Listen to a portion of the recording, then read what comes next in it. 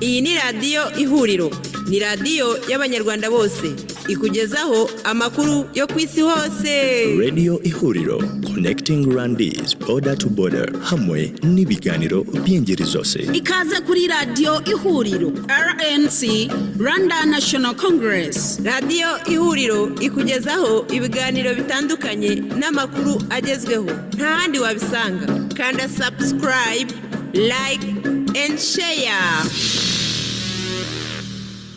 Radio Televiziyo Ihuriro, Radio Televiziyo yanyu, uyu munsi turi kuwa gatanu itariki 30 ukwezi kwa Kanama umwaka ni 2024 Pretoria muri Afrika y'Epfo, muri kumwe na Claude Maria Bernardo Kayitare.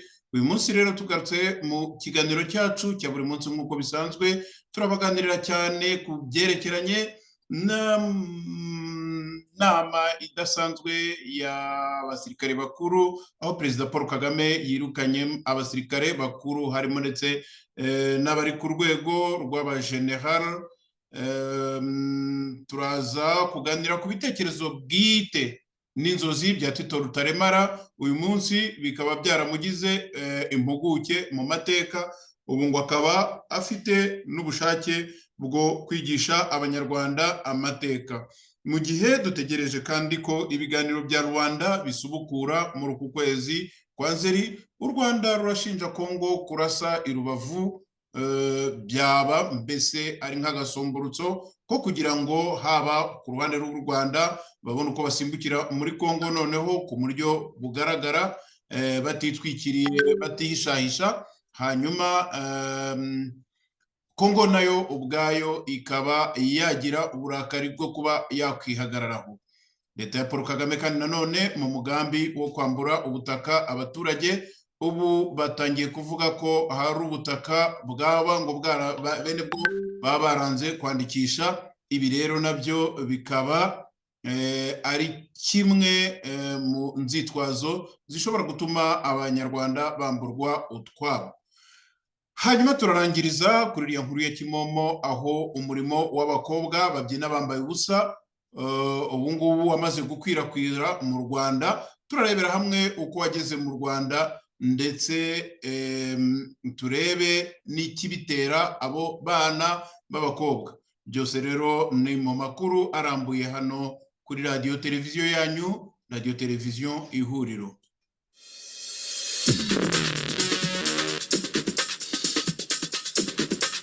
Iyi ni radiyo ihuriro, ni radiyo y'abanyarwanda bose, ikugezaho amakuru yo ku isi hose. Radio Ihuriro, connecting Rwandese border to border, hamwe n'ibiganiro by'ingeri zose. Ikaze kuri radiyo ihuriro, RNC, Rwanda National Congress. Radiyo ihuriro ikugezaho ibiganiro bitandukanye n'amakuru agezweho, nta handi wabisanga. Kanda subscribe, like and share. Perezida Paul Kagame, umugabo wigize umuntu utinyitse kurusha abandi ku isi yose, umugabo ukora ibyo ashaka igihe abishakiye, umugabo utita ku banyarwanda aribo bene b'igihugu yitwa ko ayoboye, nyuma yo kwiyimika, nyuma yo kwigira umwami eternel, cyangwa se umwami uzahoraho kugeza gupfa. Ubu noneho yeretse bagenzi be ko abenshi muri bo ntacyo bamubwiye, nabo isaha n'isaha ashobora kubakoraho icyo yishakiye. Ni mu nama rero yateranye ku munsi w'ejo ikitaraganya, aho Perezida Paul Kagame yahutse mu buyobozi bukuru bw'ingabo z'u Rwanda, hanyuma yirukana abagera no ku rwego rw'abageneral, nk'uwirukana umuboyi wo mu rugo. Ubuyobozi bukuru bw'ingabo z'u Rwanda ngo bwatangaje ko Perezida wa Repubulika Paul Kagame akaba n'umugaba mukuru w'ikirenga wa RDF cyangwa se Rwanda Defense Force yirukanye abasirikare barimo General Major Martin Nzaramba ndetse na Colonel Etienne Uwimana.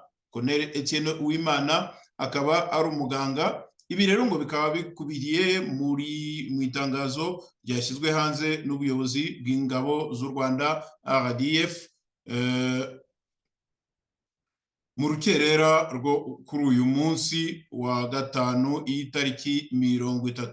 Iri tangazo riratangira rigira riti nyakubahwa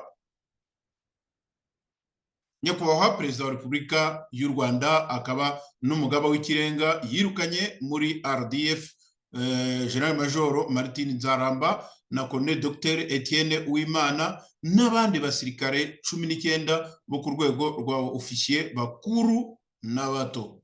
Nanone kandi ubuyobozi bwa RDF buvuga ko perezida wa Repubulika Paul Kagame yanemeje iyirukanwa n'iseswa ry'amasezerano ry'abandi basirikare 195 bafite andi mapeti.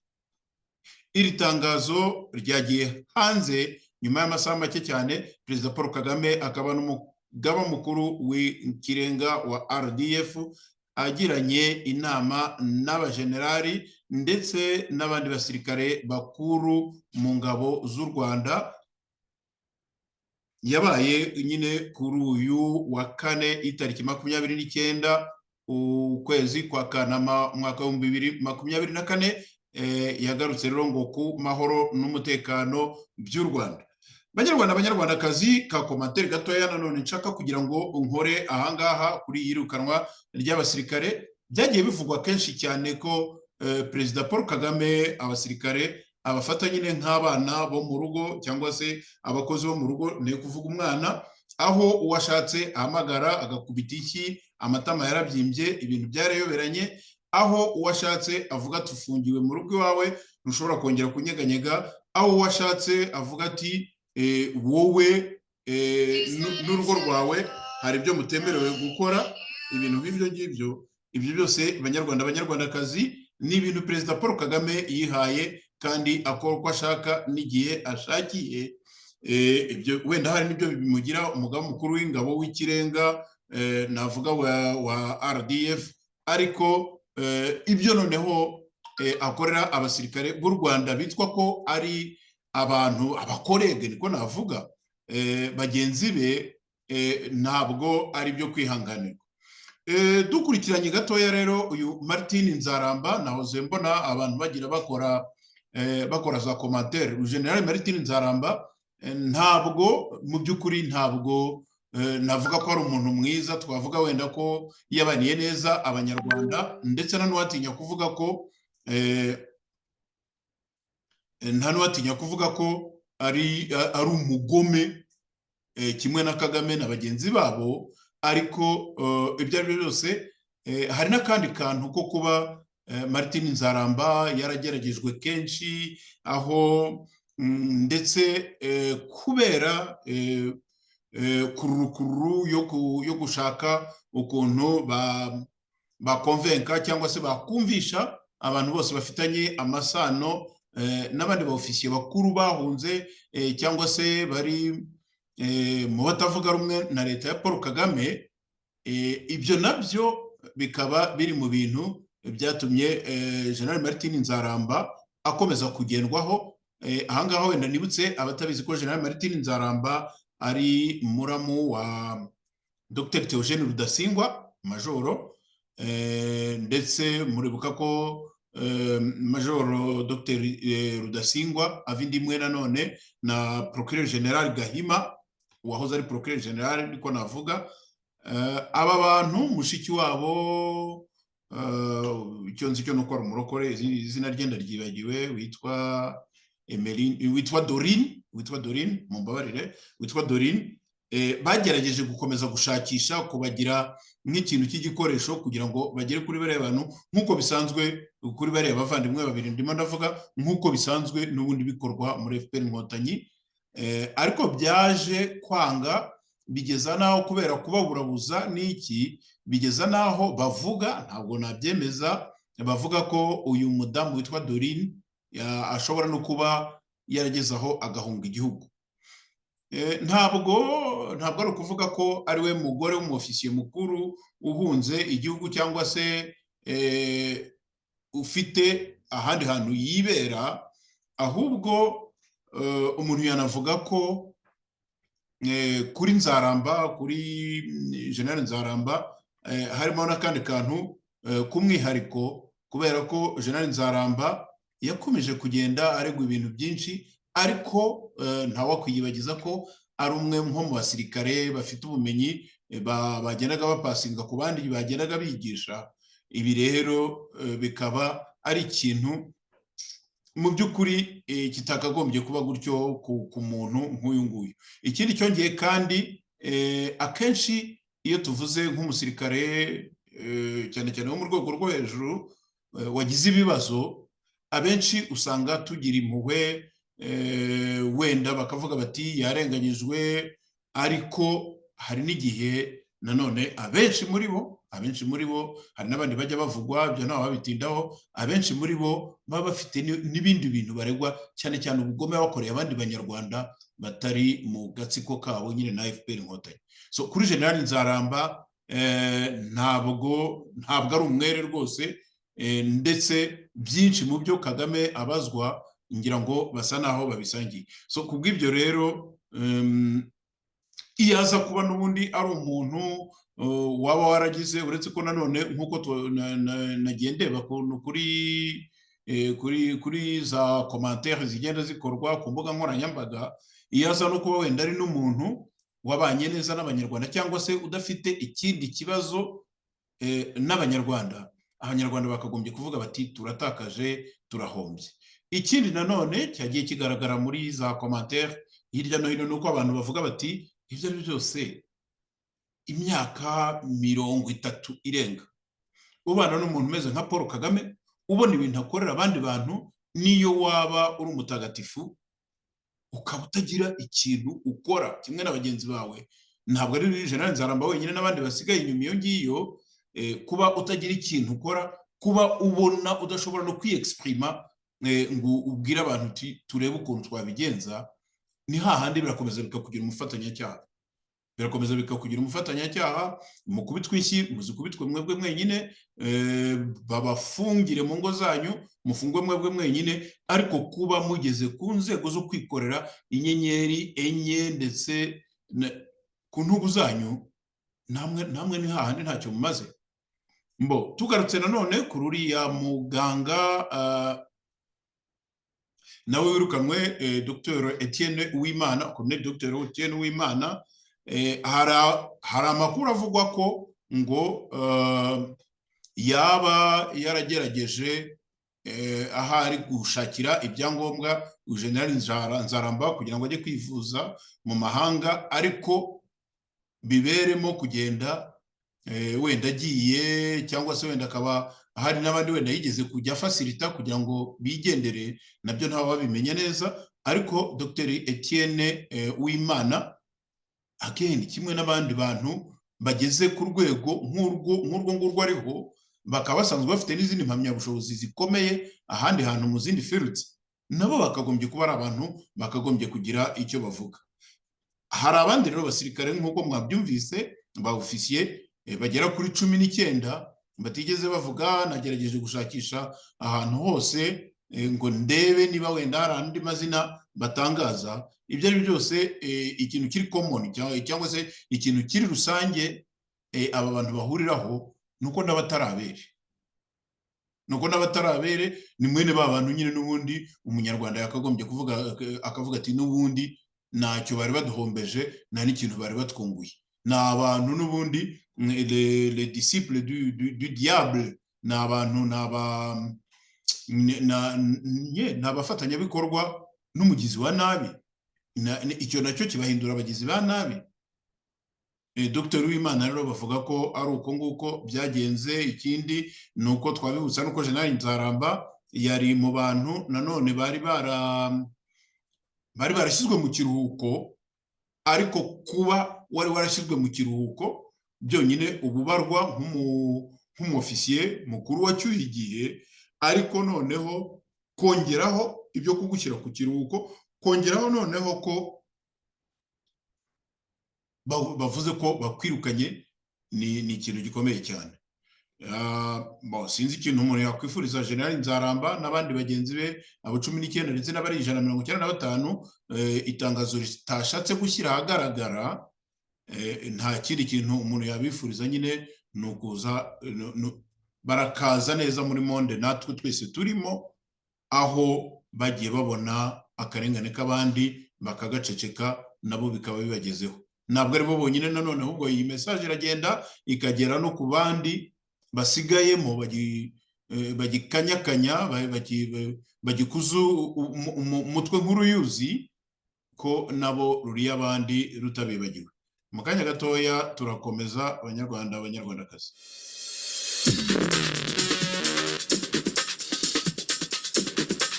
Iyi ni radiyo Ihuriro, ni radiyo y'abanyarwanda bose, ikugezaho amakuru yo ku isi hose. Radio Ihuriro, connecting Rwandese border to border, hamwe n'ibiganiro by'ingeri zose. Ikaze kuri radiyo Ihuriro, RNC, Rwanda National Congress. Radiyo Ihuriro ikugezaho ibiganiro bitandukanye n'amakuru agezweho. Nta handi wabisanga. Kanda subscribe, like and share.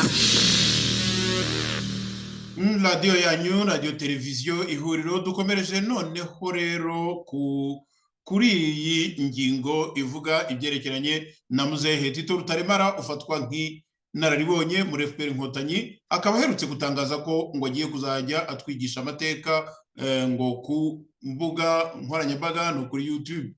Ibi rero bikaba ari ibitekerezo bwite by'umuyobozi ngo urwego nshingwanama rw'inararibonye z'u Rwanda ariwe Tito Rutaremara nyine, uko umuryango ngo akaba atangiye kuvuga ngo uko umuryango w'abantu wagiye ukura mu ntangiriro abantu batagikora ngo nk'ibikoko, wasangaga abantu bari mu muryango, umugabo, umugore n'abana. Muri icyo gihe ibikorwa byabo bakoraga byari uguhiga, kuroba no gushaka imbuto ziribwa zimejeje mu mashyamba. Ibikoresho byabo ngo bakoreshaga icyo gihe ngo byabaga ari ibiti. Umuriro niwo watangiye kubazanira amajyambere ya mbere.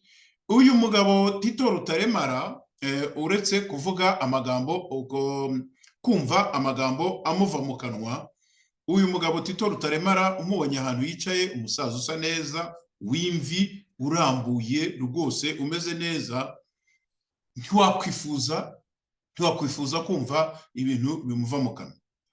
Uyu mugabo nta kindi mu by'ukuri umuntu yavuga ko kimushishikaje cyangwa se kiba mu bitekerezo bye, uretse ibyerekeranye guhanganisha no kwanganisha abanyarwanda. We kimwe n'uwitwa General Kabarebe, aba bantu mu rwego rwo kwanganisha no guhanganisha abanyarwanda bakoresha cyane cyane iturufu yo kuyobya amarari, noneho bagatangira kwigisha amateka mu by'ukuri atarigeze abaho. Ariko noneho mufate aka kantu kuko Tito Rutaremara noneho yageze ahantu adeklara, ahantu atangaza ko agiye noneho kwimuka agafata ibiro kuri YouTube agatangira kuzajya yigisha amateka. Urugero natanga ntabwo ari urugero ruri kure cyane. Iyo bavuze bati u Rwanda ntirwigeze rubaho mbere ya 1994, iyo bavuze bati, ariko by'umenye ari Perezida Paul Kagame wabyivugiye, ukuntu ngo abantu ngo bo ku bwa Habyarimana ngo bagendaga bahutaza abantu, ukumva mu by'ukuri mbese umuntu utarakandagiye mu Rwanda muri 1994, nyuma ya 1994, ukumva ko utarabaye mu Rwanda mbere ya 1994, ukumva ko koko wa mugani ko u Rwanda rutabagaho nk'uko babivuga. Uyu mugabo rero atangiye nyine avuga amagambo aterekeranye ngo ko umuriro ngo ari wo watangiye gutuma abantu barya inyama zokeje, ngo byagezaho umuriro bagera ku rwego bawikorera bo ubwabo. umuntu ngo yateye intambwe, arimo kwigisha nyine ngo uko sosiyete yagiye ikura, ngo umuntu yateye intambwe agera ku rwego rwo gutunga inyamaswa. Icyo gihe ngo nibwo yamenye ko uretse kumuha inyamaswa ngo yamuha amata yo kunywa ndetse zikamuha imyambaro yo kwambara, agera ku rwego rwo gukoresha inyamaswa mu guhinga no gutwara ibintu. Arimo aravuga nyine revolution, uko murazi ko hari ibimasa bikurura amashini ahinga cyangwa se byikorera imizigo. Uretse ibyo by'inyamaswa, umuntu ngo yatangiye korora ibiribwa, atangira guhinga, ahingisha igiti gisongoye. Yahingishaga mbere, uko agenda atera imbere ngo yatangiye gucukura ubutare, akora isuka, imyambi n'amacumu, ngo bituma agira umutekano. Aratangira araguka agera ku isi yose. Uyu mugabo ntabwo nafata umwanya wo gusoma ibintu agenda yandikira abantu n'ibiki, ariko ni mwene wa muntu ufite na desordre mu mutwe. Abakurikirana Twitter muzarebe Twitter ze, yandika Twitter akandika nimero ya mbere, ya kabiri, ya gatatu, ya kane, noneho ukabona nyine afite nk'ubwuzu bwo kwandika imvaho kuri Twitter. Ubundi ni uburyo bw'itumanaho umuntu akoresha, wenda akantu ka link cyangwa se lien, cyangwa se ukandika udufraze, interuro ntoya. Izo nteruro ntoya zikaba ari zo mu by'ukuri ziba zikubiyemo ubutumwa ushaka gutanga. Kuri Tito Rutaremara rero we arandika amapaje akimura akandika yandi. Aha rero uyu niwe mugabo ngo wamaze gufata icyemezo cyo kuzajya yigisha abanyarwanda amateka, abinyujije nyine ngo ku rubuga YouTube. Ayo mateka arazigisha, ni mwene ya mateka mu by'ukuri azatuma abanyarwanda noneho abakiri batoya batangira gutekereza ko wamugani koko mbere ya 1994 u Rwanda rutabagaho. Ibi bintu FPR Inkotanyi ibifite navuga ko ari mu migambi yayo, aho mu by'ukuri iyo urebye bya biterane by'urubyiruko bikoreshwa na za club zimwe za Jeannette Nyiramongi, ibikoreshwa na Minisiteri y'Urubyiruko, ibikoreshwa ndetse na FPR Inkotanyi ubwayo, usanga buri gihe bikomye cyane urubyiruko bashaka kurwumvisha ko ibintu byose uretse ibivugwa nabo, ibindi byose ari bibi, ibindi byose ari by'abantu banga igihugu, ibindi byose noneho niho uzasanga banakoresha za ngando mujya mubona abana bakagenda bakajya kuba, ngiye kuvuga ngo kuba traininga cyangwa se kubaha amahugurwa, babyita amafunzo ya gisirikare, ahubwo bakabajyana mu bintu bya torture, ariko ariho bajya kubigishiriza nyine bya bindi byabo bita ngo ni ugukunda igihugu. Muri uko gukunda igihugu rero niho babigishiriza ya mateka. Aha rero aka kantu nagira ngo nkavuge, kubera ko abanyarwandakazi noneho Tito Rutaremara yiyemeje ngo gufata gahunda yo kwigisha amateka kuri YouTube. Uyu mugabo wabaye mu nzego zikomeye muri FPR Inkotanyi, ageze ubwo agirwa umuvunyi. Nagira ngo mbabwire ko umwanya w'umuvunyi niwe wahimbiwe, niwe watangiriyeho. Noneho avuye ku muvunyi, noneho ngo ayobora inama y'igihugu y'inararibonye. Izo nararibonye rero ziza zikavuga ibintu nk'ibyo ngibyo gusa, nta kindi, nta wundi mumaro wabyo uretse kuroga moralma, yes, ni ukuroga moralma, kuroga abantu mu mutwe. Noneho ibitekerezo gusa bizaza, cyangwa se abakiri batoya bakiyumvisha ko ibintu byose byaremwe na FPR Inkotanyi. Kera hari umuntu wigeze kuvuga Habimana Bonaventure yari secrétaire général wa MRND igihe kirekire. Noneho hari ahantu yigeze ajya, reka mpavuge kuko sinibaza n'igitumye ndimo kuhatsinda. Yajyaga ajya gusura amakomine. Noneho mu gihe cyo gusura amakomine, muzi ko abakozi b'amakomini cyangwa se abitwa umuntu yakwita abanyapolitike bo ku rwego rwo hasi hamwe n'abafonctionnaire ba leta babanzaga guhura kwanza n'umushyitsi mukuru bakaganira mbere yuko bajya mu kibuga cyangwa se muri za stade za tribune ibintu nk'ibyo ngibyo aho babaga bateguriye kwakira uwo mushyitsi mukuru kugira ngo abonane nyine n'abaturage, habe ibirori, hagire ibintu byo kumurika cyangwa kwerekana ibintu nk'ibyo ngibyo. Yabanzaga kuba ari kumwe na burugumesitire, abakonseye, abakozi bo muri komine, abafonctionnaire bakora hafi aho ngaho, abarimu, abaganga, murabyumva. Noneho rero yagiye muri komine Mukingi ahitwaga mu Byimana icyo gihe, aratangira aravuga ati rero mbese ni nko kwintroduiza, aravuga ati Perezida wa Repubulika ni perezida wa MRND akaba na perezida fondateur wa MRND. Iyo adahari asimburwa n'umunyanga mukuru wa Muvoma ari we jyewe nyine, ari we Habana Bonaventure. Noneho ahita afungira aho ngaho, murabyumva.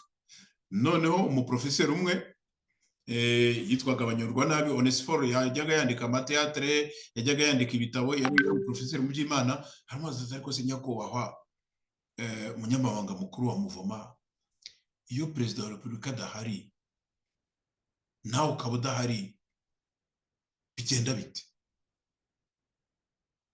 Umugabo Habana Bonaventure yari umuntu mu Kinyarwanda babyita kuvoma hafi. Yari umuntu urakara vuba vuba, aravuga ati ubwo urashaka kuvuga iki? Urashaka kuvuga ko perezida wa Repubulika adahari, umunyanga mukuru wa Muvoma akaba adahari, nawe urabaza ngo haba hari iki, byagenda gute? Ubwo mu by'ukuri urashaka kuvuga kudeta?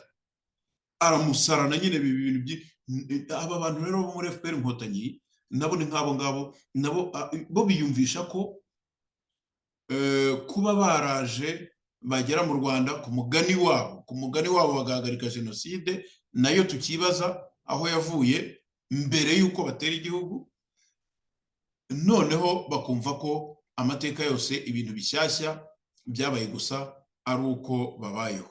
Banyarwanda, banyarwandakazi, iki ni ikintu kibi cyane, ntabwo ari amateka ndimo kubabwira, nta nubwo ari urwenya. Iki ni ikintu kibi cyane.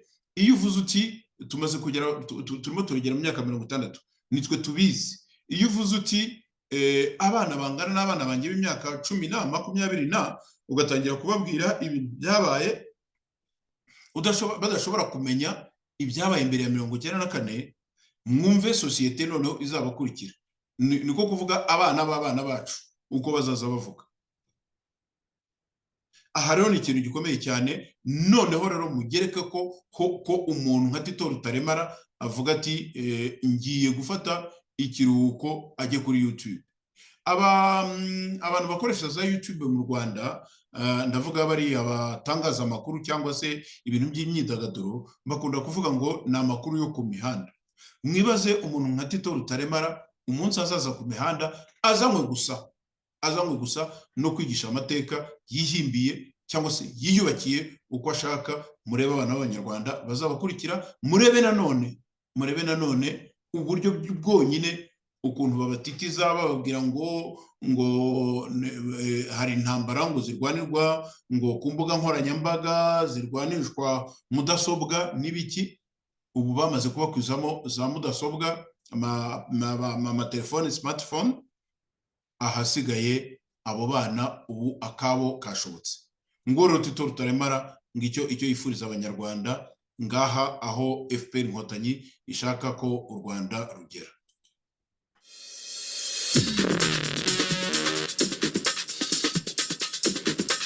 Iyi ni radiyo Ihuriro, ni radiyo y'Abanyarwanda bose, ikugezaho amakuru yo ku isi hose. Radio Ihuriro, connecting Rwandese border to border, hamwe n'ibiganiro by'ingeri zose. Ikaze kuri radiyo Ihuriro, RNC, Rwanda National Congress. Radiyo Ihuriro ikugezaho ibiganiro bitandukanye n'amakuru agezweho, nta handi wabisanga. Kanda subscribe, like and share. mu gihe tugitegereje rero ko ibiganiro bya Rwanda bisubukura hagati ya Repubulika Iharanira Demokarasi ya Kongo ndetse na leta ya Kigali, ibiganiro bikaba byonyine byakorerwaga i Rwanda muri Angola.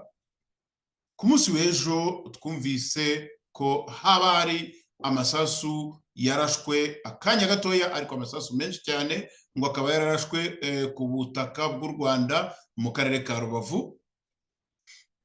Banyarwanda, banyarwandakazi, ntabwo mvuze ko amasasu atarashwe, nta nubwo mvuga ko induru uvuga ngo ivugira ubusa, ahubwo nagira ngo tubanze turebe cyane ku byerekeranye n'ayo masasu, ku byerekeranye n'ako gashya kaza buri gihe ari uko harimo ibintu by'ibiganiro, kandi ibiganiro byitwa ko ari ibiganiro by'amahoro kugira ngo imirwano ihagarare, kugira ngo umutekano uboneke. Aka ni agakino gasanzwe mu by'ukuri gakinwa na FPR Inkotanyi. Ibi bikaba byarakozwe mu ntambara abo muri FPR Inkotanyi bita ko ari urugamba rwo kubohoza igihugu, mu ntambara yo muri 1990 kugera muri 1994, aho amasezerano yabayeho mu buryo bunyuranye, ahantu hanyuranye, aho ibiganiro byagiye biba haba ku mugabane wa Afurika, mu bihugu nka za Zaire y'icyo gihe, ibiganiro byabereye i Sere, ibiganiro byabereye Nairobi, ibiganiro byabereye Arusha, mu Burayi hari ibyabereye mu Bufaransa n'ahandi. Mu by'ukuri igihe cyose bitwaga ko bicaye baganiriye cyangwa se babisubitse gatoya bazongera kubisubukura, wajya ukumva ngo Inyenzi Inkotanyi zongeye zabyukije imirwano aha n'aha. Yewe ndetse kugeza no mu gihe bari baramaze kugira abantu babo barimo n'abari abatito Taremara, bamwe baramaze kugira abantu babo muri CND, mu gihe rwose amasezerano yo gukora guverinoma no kuzana kugabana ubutegetsi barakomezaga bagatera. Uko batera niko bicaga abantu. Ibi byose FPR ntibikora iyobewe ko ayo masezerano cyangwa se ibyo biganiro biri ankuru birimo bikomeza. Noneho rero ejo bundi, banyarwanda, banyarwandakazi, ntabwo nshaka cyane kuvuga kuri aya masasu yavugiye i Rubavu ku munsi w'ejo, ariko nagira ngo mbibutse ko ibiganiro byaberaga i Rwanda mu minsi ishize, ngira ngo iki cyari kibaye icyumweru cya kabiri, byarakomeje bigeza aho bihagarikwa nta tangazo ribisoza risohotse. Niko kuvuga iki? Byarahagaritswe, ibiganiro barazindukaga bakajya ku meza bakaganira, bakongera bakajya ku meza bakaganira. Umunsi umwe runaka leta ya Kigali ihamagaza ambasaderi Nduhungirehe n'abari bamuherekeje, baravuga bati mwihutire kugaruka mu gihugu, baza ibiganiro bitarangiye. Cyokora nyine kubera ko bagomba kubwira bagenzi babo ko bagiye, bavuze ko ibiganiro bizasubukura mu kwezi kwa 9, ariko nta mpamvu itumye bahaguruka mu biganiro bakagenda.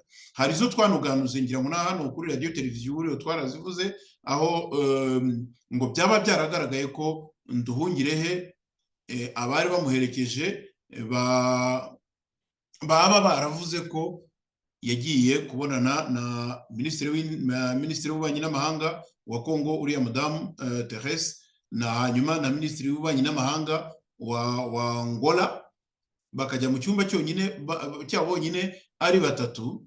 Noneho abari baherekeje Nduhungirehe bakabwira Kigali bati ibintu byacitse, yanjiji y'inkoma amashyi bayihereranye, ashobora kuvuga ibintu tudakurikira cyangwa se wenda bakagira ibyo bamwemeza, none tubyifatemo dute. Kigali cyo yahoze ikora yaravuze ati uwo muntu nimumuzane.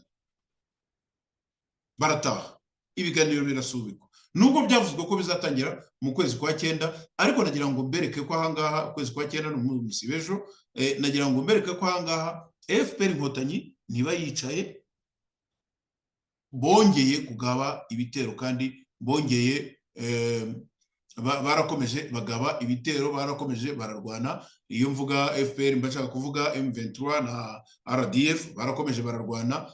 Ariko noneho ku munsi w'ejo icyo abanyarwanda bita gasumburutso, mwumve neza, ku munsi w'ejo nibwo amakuru ava mu karere ka Rubavu mu ntara y'Uburengerazuba yavuze ko umusirikare wa Repubulika Iharanira Demokarasi ya Kongo non identifié ngo yaba yararashe amasasu menshi ku butaka bw'u Rwanda. Ariko ni umusirikare d'abord, nkuko iki kinyamakuru kibifobagana kibivuga, ni umusirikare umwe yaba yararashe amasasu ku butaka bw'u Rwanda, ariko ntiyagira uwo yica cyangwa ngo akomeretse. Umunyamabanga nshingwabikorwa w'umurenge wa Rubavu Harerimana Blaise yabwiye Imvaho Nshya ko agatsiko k'abasirikare ba Kongo gasa nk'akasinze ahagana mu masaha 4 zishyira saa 5 z'amanywa mu gitondo cyo kuri uyu wa kane itariki 29 Kanama umwaka wa 2024, ngo kegereye ku mupaka uhuza u Rwanda na Kongo kagatangira kurasa. Yavuze ko ari igikorwa cyamaze nk'iminota 5 kuko bahise basubira inyuma. Ibi byabereye ku mupaka muto uhuza umujyi wa Goma muri Repubulika Iharanira Demokarasi ya Kongo n'uwa Gisenyi mu Rwanda uzwi nka Petite Barrière.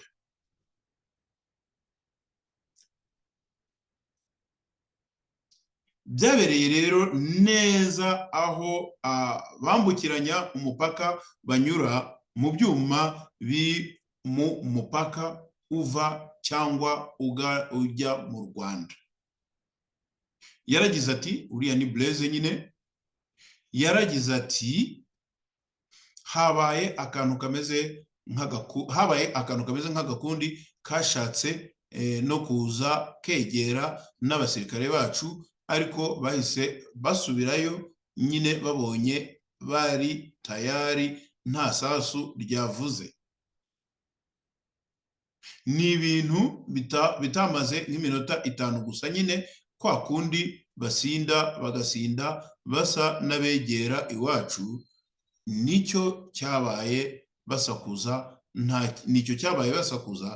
kindi cyabaye, nicyo ngicyo.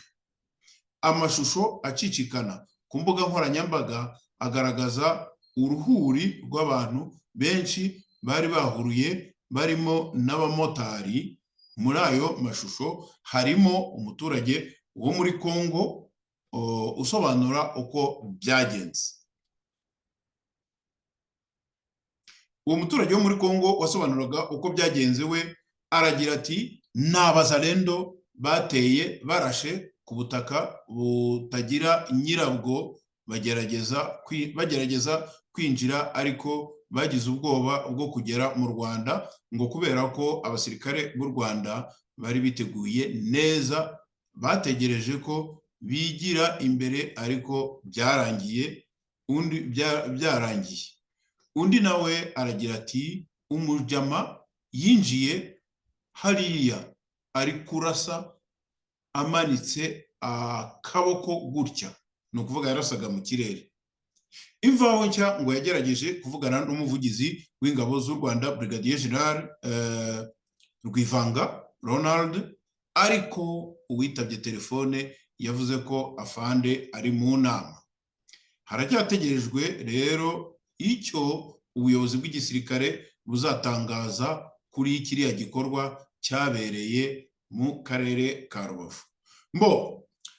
Kakomantere gatoya nanone, abanyarwanda iyo bari mu kuvuga ibi bintu, iyi nkuru niyo duhabwa n'Imvaho Nshya. Abanyarwanda iyo bari mu kuvuga ibi bintu wumva nyine bavuga ku ruhande rw'u Rwanda, bagerageza kwerekana ko ari abere, ko nta bahuriye nabyo, bishobora kuba ari ukuri. Ariko cyane cyane ngewe icyo ngamije kuvuga ahangaha nutwo tuntu two kuvuga ngo urabona ngo haje ngo agakipe gatoya k'abasirikare ngo bameze nk'abasinze. Tekereza nawe uri secrétaire exécutif ku ruhande rwo hino rwo hakuno y'umupaka, hanyuma ukamenya umuntu uri hakurya y'umupaka, mbese ku buryo wamureba ukamenya ko yasinze, utabonye akabari yanywereyemo, utasangiye nawe ntaki. Uyu muturage wundi nawe, umuturage wa mbere uvuga ko ngo kari agakundi ngo kaje kakegera hahandi nyine ku butaka butagira nyirabwo, ni ukuvuga kuri ka kantu ku butaka bw'imbera byombi, ni ukuvuga hahandi imipaka iri ka kantu gatoya kari hagati y'imipaka yombi. Noneho akavuga ko umuntu yahegereye, abantu bahegereye hanyuma bagatangira kurasa. We avuga ngo abantu batangira kurasa. Kivuze iki? Kivuze ko atari imbunda y'umuntu umwe yakoreshejwe. Noneho umuturage wa kabiri, mwibuke ko aba bantu babajijwe n'imvaho nshya, ni ukuvuga ni abantu bo ku ruhande rw'u Rwanda cyangwa se wenda b'Abanyarwanda bambukiranya imipaka bajya hakurya cyangwa bajya hakuno. Uwa kabiri we akanasobanura neza ko ari umuntu umwe wagendaga arasa mu kirere. Ndagira ngo mbabwire ko aha hantu byonyine ni akantu koroshye cyane u Rwanda rushobora kwitwaza, ni uku nguku rwataka nta kundi. Ubajije n'abandi ushobora gusanga abakoze ibyo bintu ari n'Abanyarwanda. Ni ukuvuga ari Abanyarwanda babikoze gusa kugira ngo iyo evenement ibe marqué ahantu, bavuga ngo iki gihe n'iki habaye iki n'iki, noneho byegekwe hariya, bizabe bimwe mu mpamvu zegeranywa zigatera urundi rwitwazo rwo kugira ngo imirwano yubure. Ibi ngibi ndimo ndababwira ko byagiye bikorwa mu turere twa Byumba, mu turere tw'amajyaruguru, igihe FPR Inkotanyi yarwanaga na Exfar. Ikindi kandi nanone umuntu yavuga nuko ibifobagane wenda muraza gutangira kubibona mu binyamakuru cyangwa cyane cyane kuri za YouTube ku mugane wabo b'abanyamakuru b'imihanda, muraza kubibona aho batangira kuvuga bati FDLR yari yateye, yari yaje ishaka kuza mu Rwanda, ariko ibonye ko abasirikare b'u Rwanda bari tayari, igira ubwoba isubirayo. Amasasa ataramaze iminota 5. Ibi ngibi ndabarahiye niko muza kubyumva. Hari andi makuru nanone yatangiye kuvugwa ko ngo FDLR ngo irimo gukoresha imikwabu, FDLR irimo gukoresha imikwabu mu mujyi wa Goma, ngo bareba abantu kugira ngo bashakishe abantu bajya kubafasha mu rugamba. Uretse ko abandi banavuga ko ngo hari abantu ngo baba barahoze muri FDLR bakayivamo, noneho bakigira mu buzima busanzwe, ariko bakaguma ku butaka bwa Kongo, noneho ngo ikaba aribo igiye kuzana. Ibyo byose rero Banyarwanda, Banyarwandakazi, ni mwene bya bindi u Rwanda rugenda rwegeranya, noneho hakazabona ikintu kibafasha kugira ngo babone ko bakoma imbarutso kubera gukunda nyine imirwano.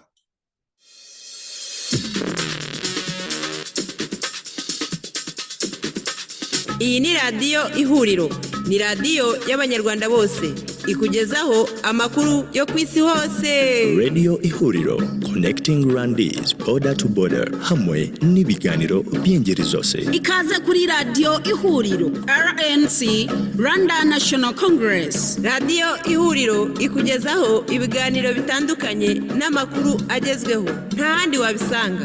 Kanda subscribe, like and share.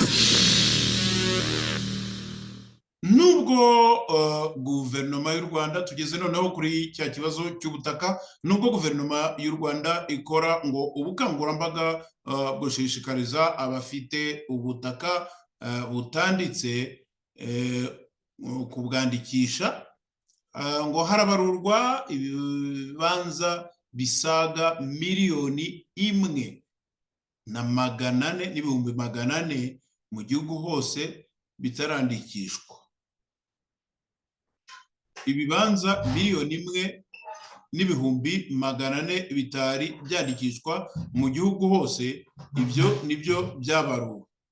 Noneho aya ni amakuru atangazwa n'ikigo cy'igihugu gishinzwe ubutaka, icyo bita NRA, ngo cyatangaje ko ba nyir'ubu butaka butanditse bakwihutira kubwandikisha mbere y'uko hafatwa izindi ngamba.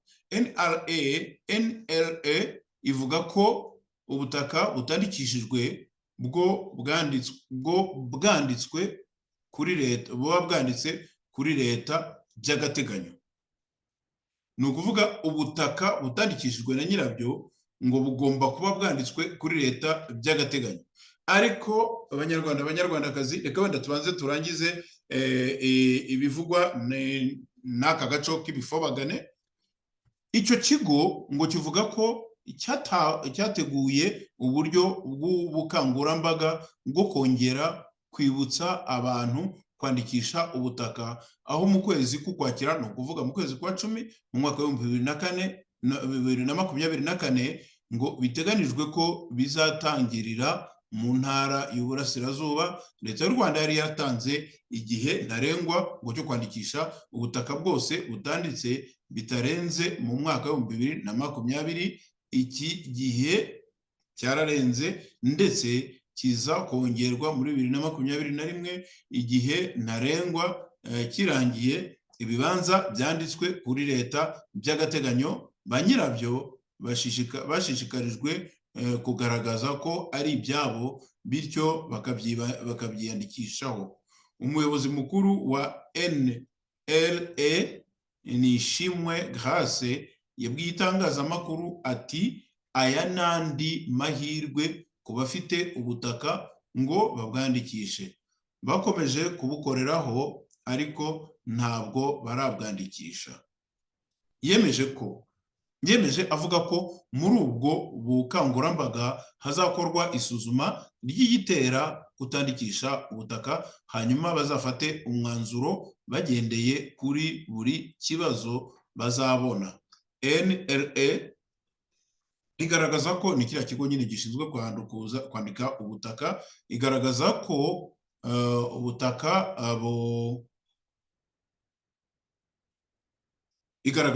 ubutaka bwabaruwe kugeza ubu ngubu mu gihugu cyose bungana na 13%.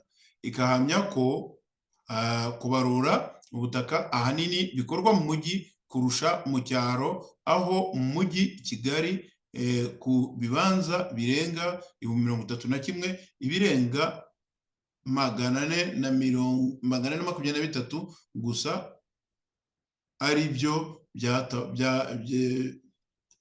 bitabaruye, bikaba bingana na 7%. Mu ntara y'Amajyepfo ubutaka burenga 3,200,000 naho ubutarabaruwe bukaba bungana, ubutaka bwose burenga 3,200,000 naho ubutarabaruwe bukaba bungana n'ibihumbi 503. Ibyo bivuga ko ari 15% gusa.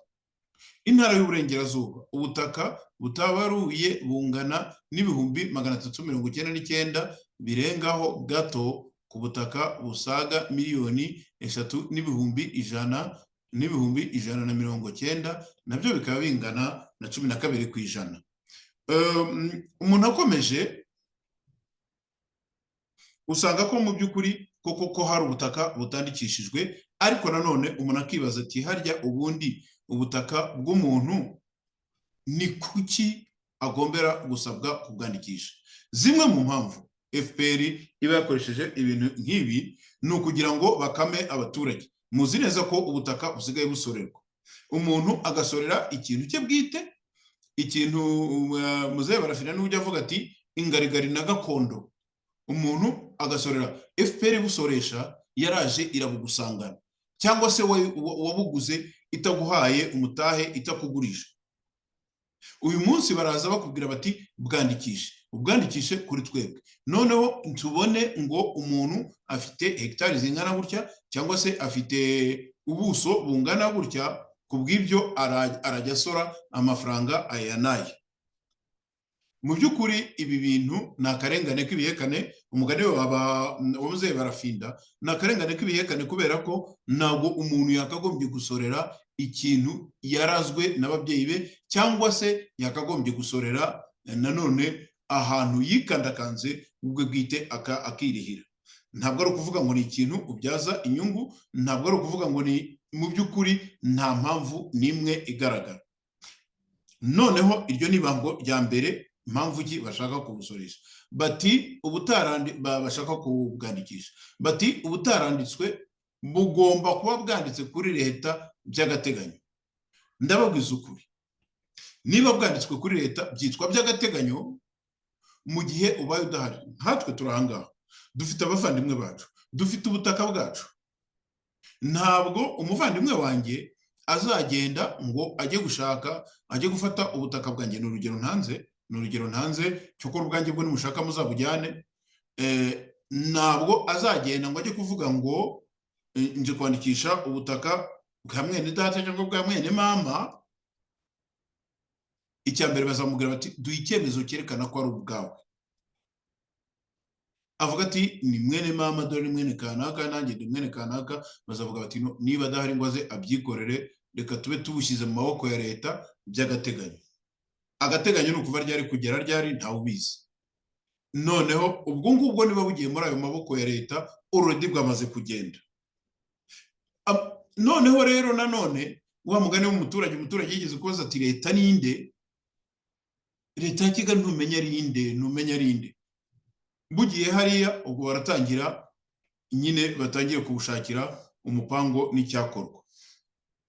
Aha rero niho abanyarwanda bagenda batakaza ibintu byabo. Mu by'ukuri ni trick cyangwa se ni amayeri yo kugira ngo abaturage bamburwe ibyabo.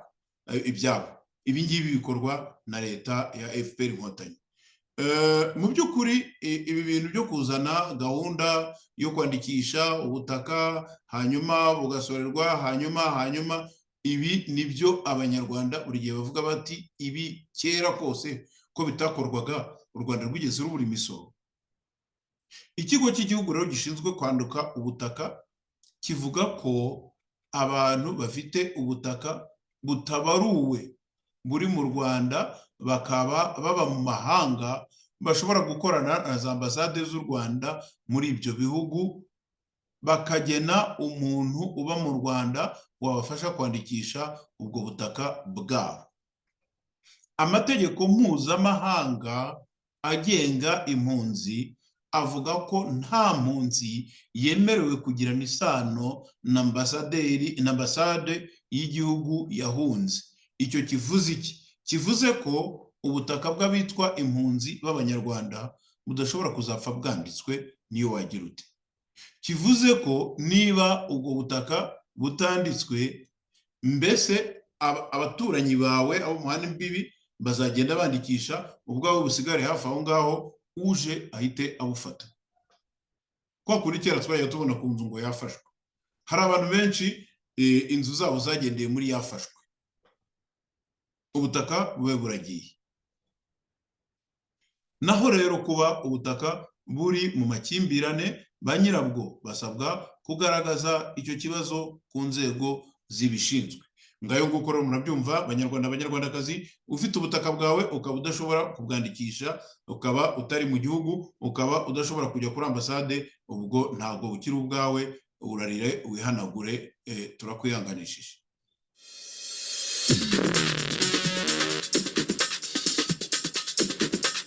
Iyi ni radiyo Ihuriro, ni radiyo y'abanyarwanda bose, ikugezaho amakuru yo ku isi hose. Radio Ihuriro, connecting Rwandese border to border, hamwe n'ibiganiro by'ingeri zose. Ikaze kuri radiyo Ihuriro, RNC, Rwanda National Congress. Radiyo Ihuriro ikugezaho ibiganiro bitandukanye n'amakuru agezweho, nta handi wabisanga. Kanda subscribe, like and share.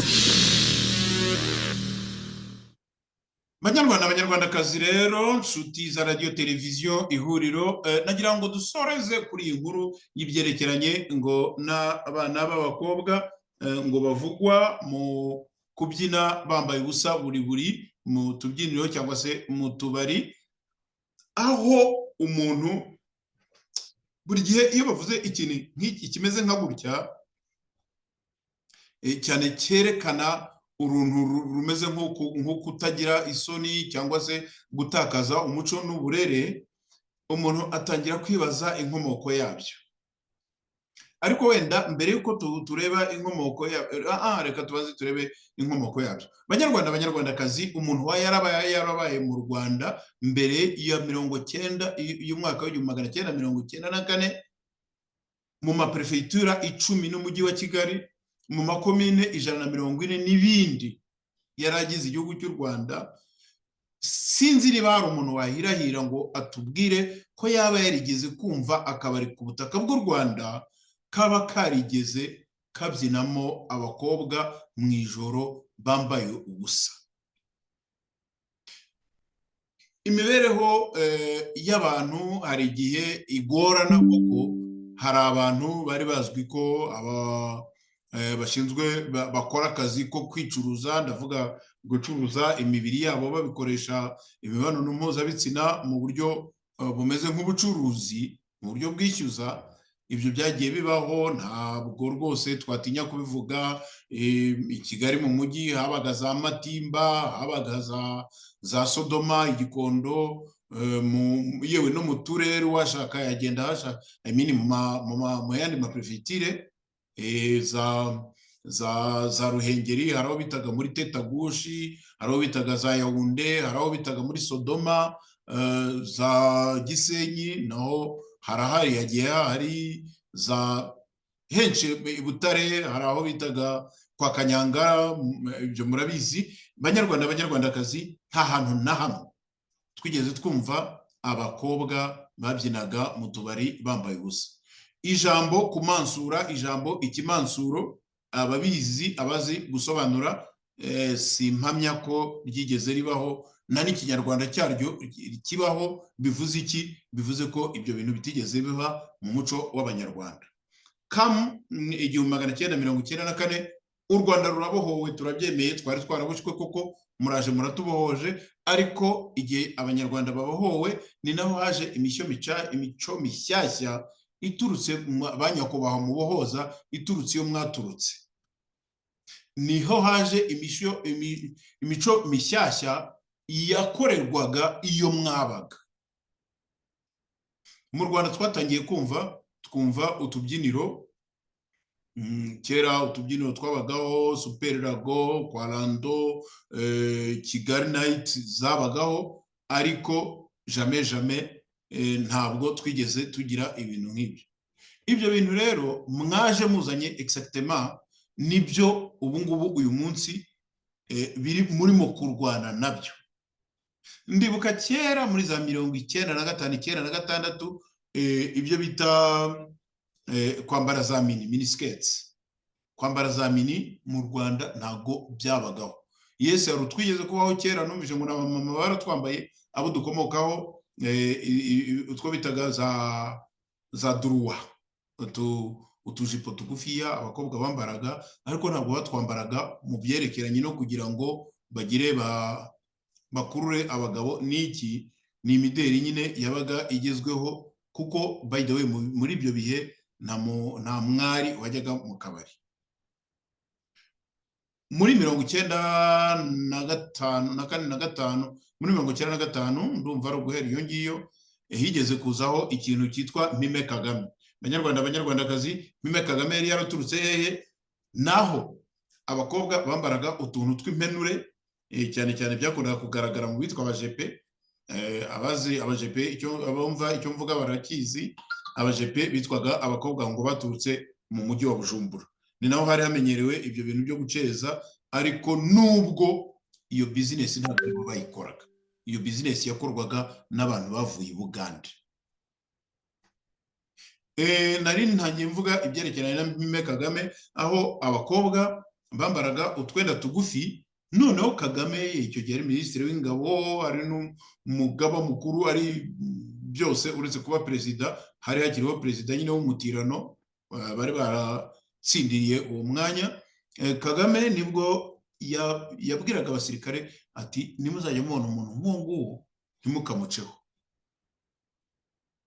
Noneho bavuze rero ko Kagame yatanze iryo tegeko, niho abakobwa bahinduye bakajya bambara amakanzu meza maremare cyane, ariko asatuye kuva ku birenge, maremare agera ku birenge, ariko asatuye kuva ku birenge kuzamuka kugera neza neza neza neza aho umukandara ufatira. Babaga banayafitiye n'imikandara.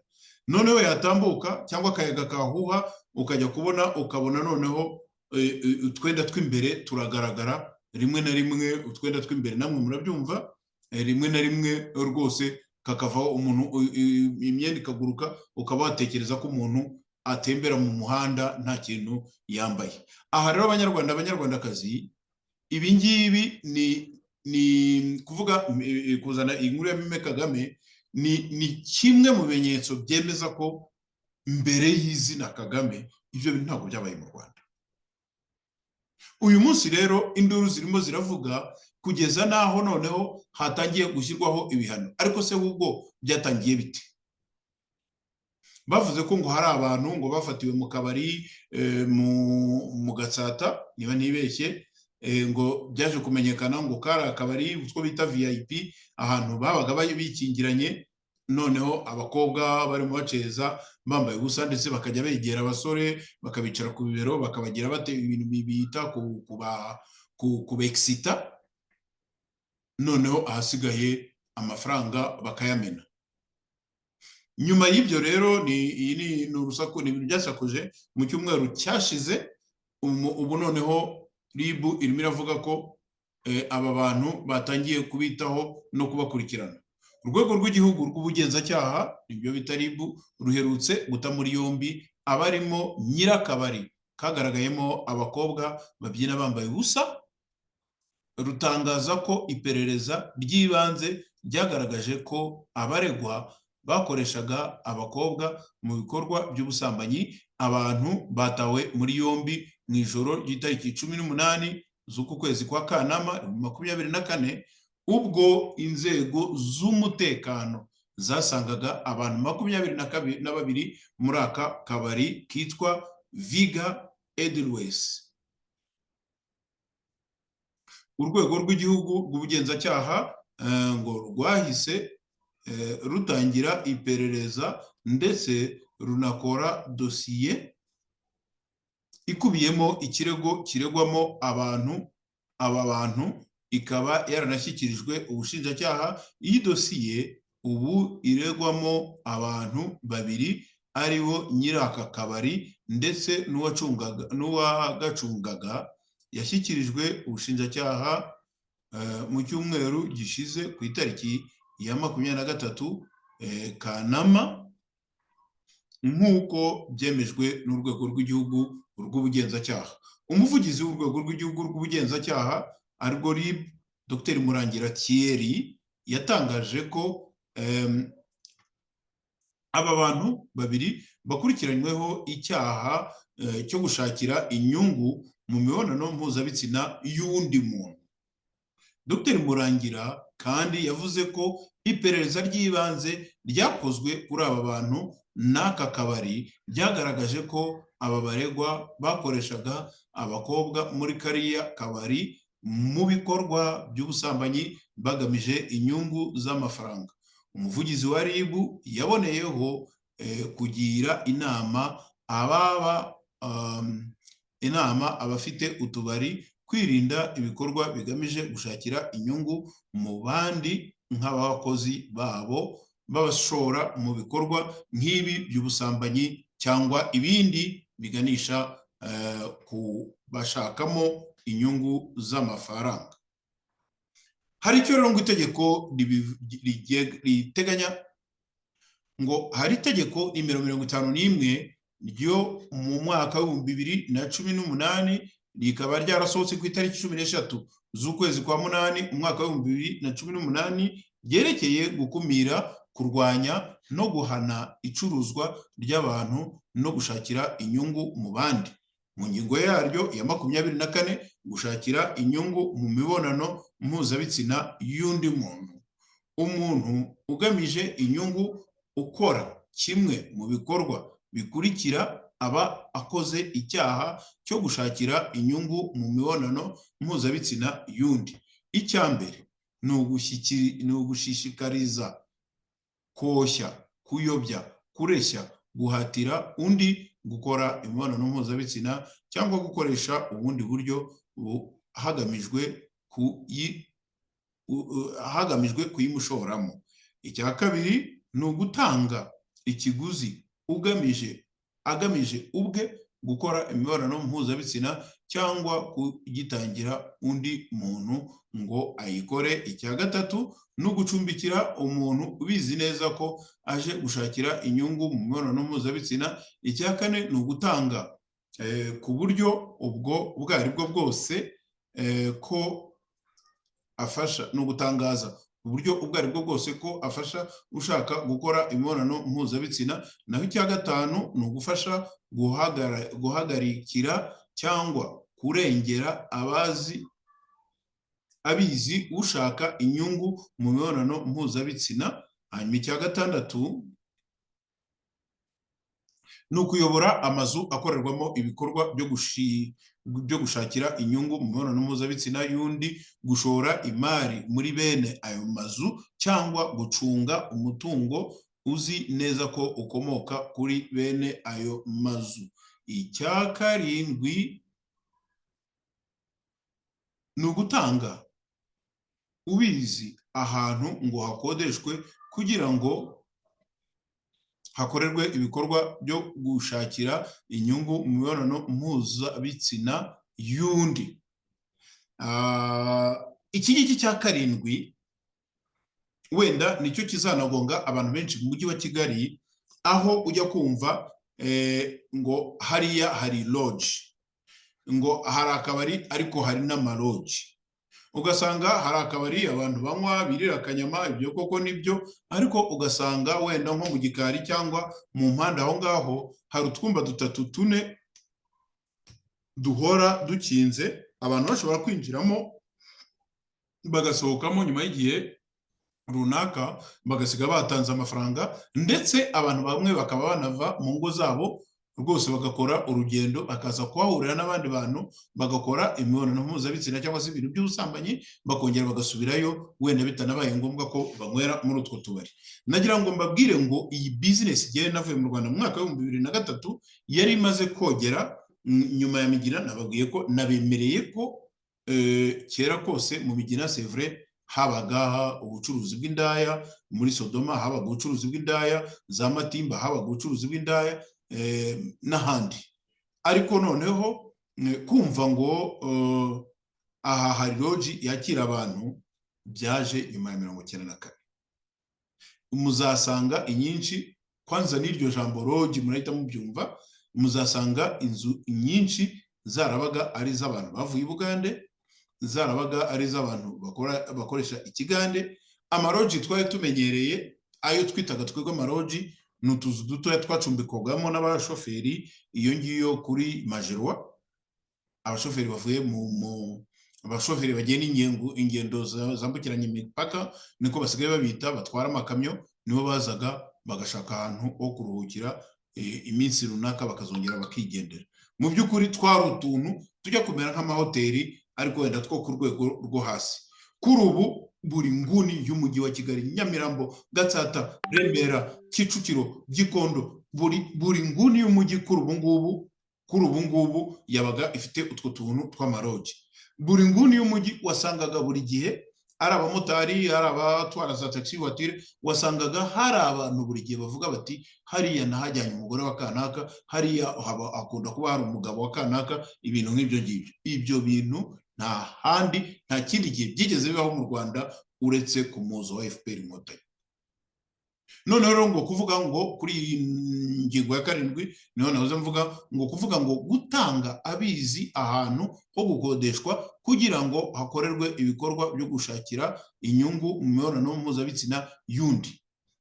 Aya maroji amenshi ni ay'abo bantu, wenda hashobora kuba hari n'abantu babiyegetseho kugira ngo nyine barebe business, kubera ko aha agafaranga gaturuka nta n'umuhanga, ariko ibi bintu ni business zanyu mwazanye ni na bizinesi zanyu zakuruye aya makimbirane, zakuruye ibibazo mu Rwanda, none nimwe kandi mutangiye kuburana ko ibintu ko mu by'ukuri byamaze kurenga njya numva bavuga ngo ni ukurenga iyobora, byamaze kugera ahantu mudashobora kubisubiza inyuma. Umuntu wese rero uhamijwe n'urukiko kimwe mu bikorwa bivugwa mu gika cya mbere cy'iyi ngingo ahanishwa igifungo kitari munsi y'imyaka 3 ariko kitarenze imyaka 5 n'ihazabu y'amafaranga y'u Rwanda atari munsi ya miliyoni 3 ariko kitarenze miliyoni 5. Igihano cy'igifungo kivugwa mu gika cya kabiri cy'iriya ngingo kikuba kabiri ku muntu ushakira inyungu mu mibonano mpuzabitsina y'undi iyo icyaha gikozwe ku bantu benshi. Bivuze iki? Iyo ari icyo ngicyo nyine kigutunze kuzajya ukoresha abo bantu ibyo bintu. Icya kabiri, icyaha cyakozwe n'abantu benshi bafatanyije. Icya gatatu, uwakoze icyaha yifashishije intwaro. Icya kane, icyaha gikozwe n'uwo uwagikorewe akomokaho, ni ukuvuga wenda nk'umubyeyi cyangwa se nk'umuntu wagashinzwe mbese kuba mureberera, uwakomokaho cyangwa afite isano. Yes, ibyo ngibyo. Hanyuma icyaha cyakozwe n'umukozi wo mu rugo. Aka gatanu ni icyaha cyakozwe n'umukozi wo mu rugo rw'uwo yagikoreyeho. Icya gatandatu niyo icyaha gikozwe n'umuntu uyobora uwagikorewe, ukora imirimo rusange igenewe abaturage, umwarimu, umurezi cyangwa ushinzwe imiryango ishingiye ku myemerere.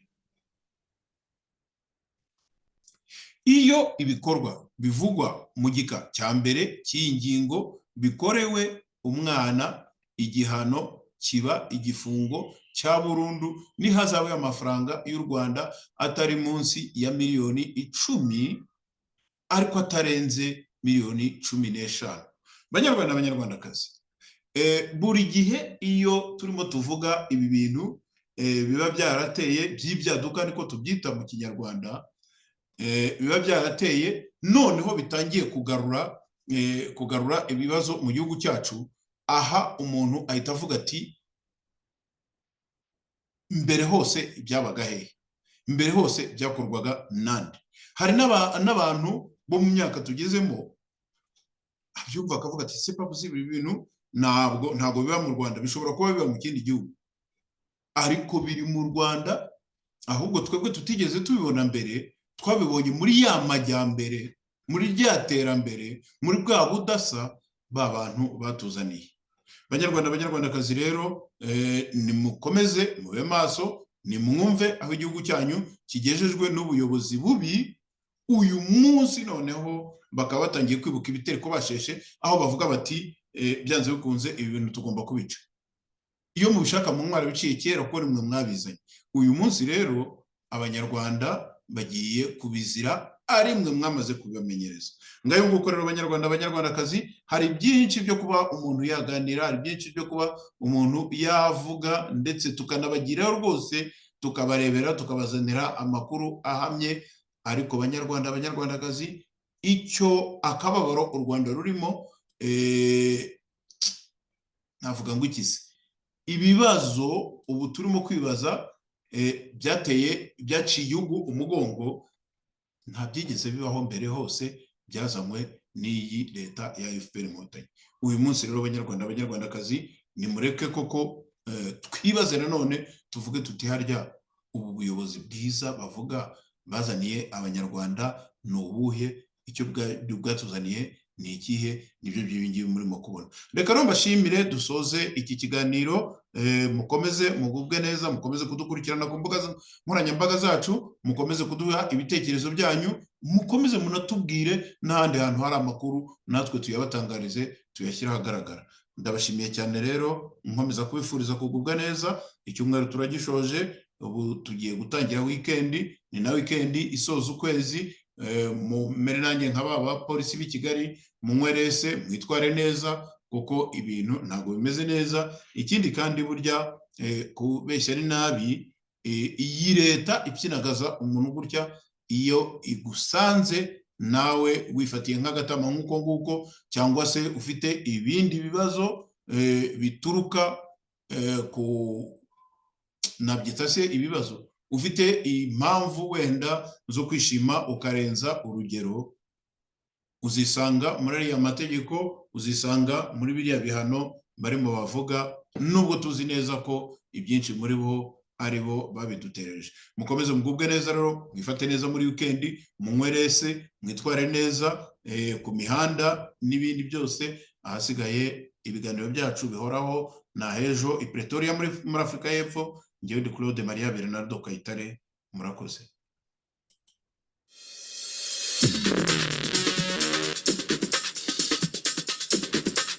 Iyi ni radiyo Ihuriro, ni radiyo y'abanyarwanda bose, ikugezaho amakuru yo ku isi hose. Radio Ihuriro, connecting Rwandese border to border, hamwe n'ibiganiro by'ingeri zose. Ikaze kuri radiyo Ihuriro, RNC, Rwanda National Congress. Radiyo Ihuriro ikugezaho ibiganiro bitandukanye n'amakuru agezweho, nta handi wabisanga. Kanda subscribe, like and share.